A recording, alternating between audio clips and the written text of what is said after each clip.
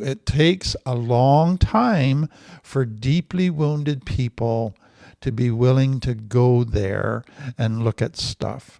After the relationship ended, Sara kind of took a break from relationships, which is what many people need to do.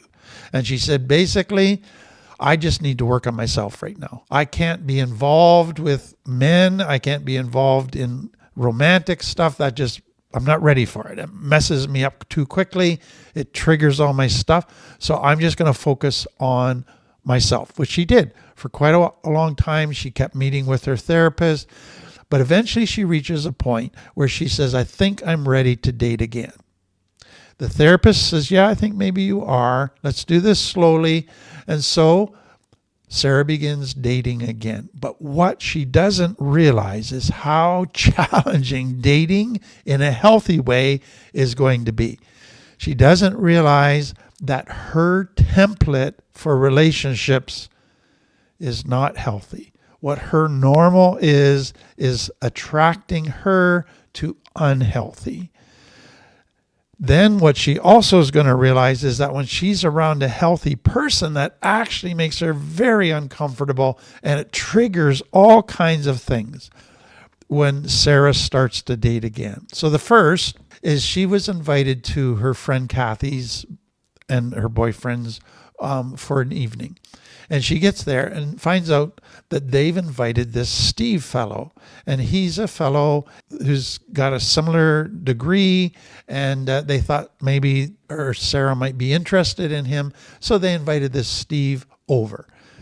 Well, that pisses Sara off. She said it was wrong and so embarrassing on so many levels. I don't even know where to begin. So she's really upset that her friend invited this guy to supper when it's kind of the intention to set up a date for her that she didn't even ask for. So the therapist says, okay, what level one, what's wrong with this? She says, well, first of all, I was a prom queen. Kathy played tuba. So in other words, who does she think she is giving me advice when I'm the prom queen? And she's treating me like I'm a pathetic orphan. Now, what I want you to see is part of Sara's intense response is her own stuff. It's her own shame that here she, the superior in their friendship with Kathy, she's the prom queen. Kathy was the tuba player. Now the tuba player is giving the superior person advice. No, that's not allowed. Secondly, she's treating me like I can't do this for myself. I'm a pathetic orphan. I need help to find a date. So it's triggering all of her shame stuff, and it's causing her just to want to throw the whole thing away, rebel against it, get very angry, lash out. It's a strong reaction. So that's part one. But then part two, and this is where we want to go, is she said, this Steve guy was not my type. He looked like he grew up on the Waltons. He tried to be Mr. Nice Guy. So when Kathy and her boyfriend are doing some stuff, this Steve comes over and he starts to clear the table. And Sara says, oh, don't worry about that. I'll do the dishes later. And he says, no. Let's just get them done. We all have to work in the morning. And wouldn't it be nice just to be able to kind of have the dishes out of the way and not have to worry about that tomorrow? And so Sara gets quite indignant with the therapist and said, he just kept carrying out dishes after I said I would do it. So she's getting really upset that this Steve guy was offering to clear the dishes. And so the therapist says, okay, so what's the bad part here? Sara's response is, come on, nobody acts like that. So the therapist says, okay, let me get this straight. A man who comes into your life, who has a master's degree in a competitive field and helps you with the dishes because he knows what it's like to be tired in the morning, and he has the good sense to thank you for dinner by cleaning up, is what? A loser? Help me out here.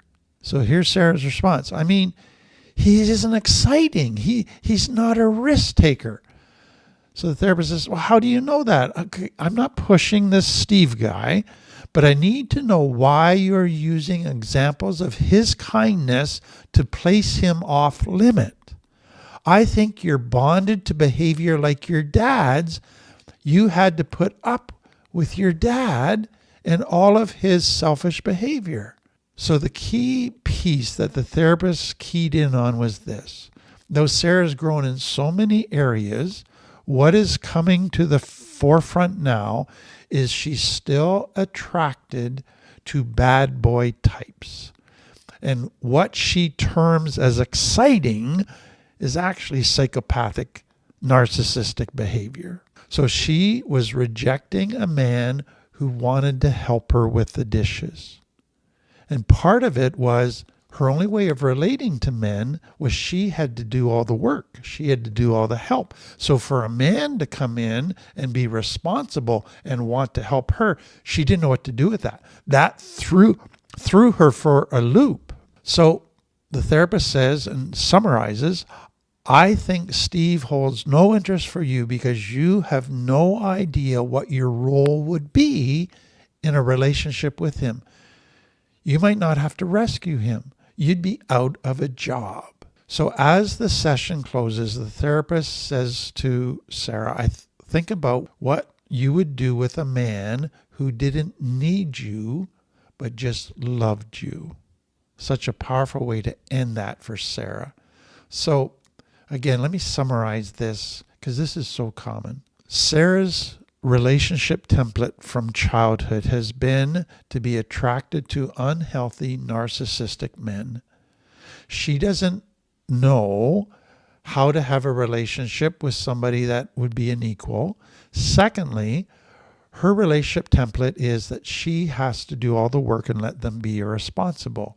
She has to rescue them. She has to be a savior. She doesn't know how to have a relationship that's a mutual giving and helping of each other. So though that relationship template is causing her to reject somebody like Steve, who would be healthy, who wants to have a mutual relationship, that wants to be there to help and give and meet her needs. She doesn't know what to do with that. So what her brain does is two things. Number one, she's got to kind of be self-righteous and justify in her own mind that she's the morally high ground person because she's rescuing people all the time. And she's therefore a wonderful, wonderful person. And then she's got to disparage these people who are trying to help her, people that are pitching in. And so she has to look down somehow on people who are actually healthy. And this is such a common defense mechanism for so many people.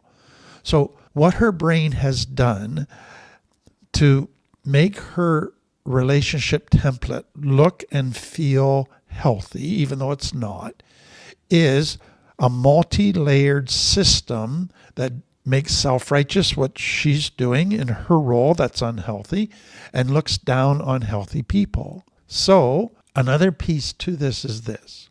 When this bad boy part, attraction, is part of your relationship template, what basically is happening is your picker of people in relationships is way out of whack. Your criteria for who you pick to be in a relationship with has nothing to do with what is healthy. It's really about picking people that are quite unhealthy.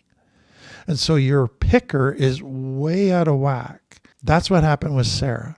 So for you to get your picker to a healthy place where you pick actually healthy people is going to be a huge job. It's going to be an important part of your recovery where you gradually learn how to pick healthy people. Now, part of what makes this challenging is that when your picker sees a bad boy, it releases chemicals in your brain, oxytocin, which create an attraction to that.